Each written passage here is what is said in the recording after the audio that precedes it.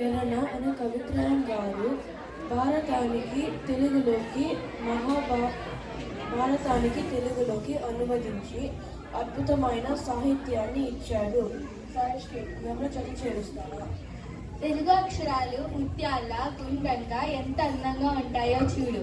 అందుకే మన లిపి ప్రపంచంలోనే 2వ అత్యంత అందమైన లిపి. తన్విశ్రీ, నీ మాటల్లో చెప్పు.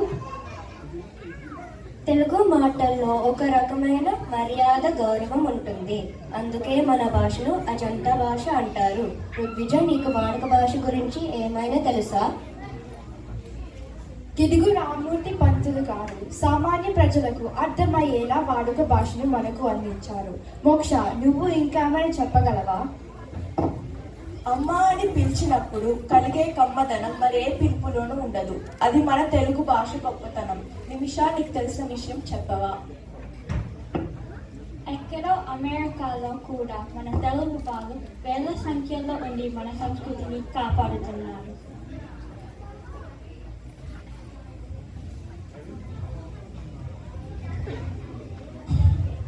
మనం ఇంగ్లీష్ నేర్చుకుందాం ప్రపంచంతో పోటీ పడడానికి, కానీ తెలుగు మాట్లాడదాం మన మూలాలు గుర్తించుకోవటానికి.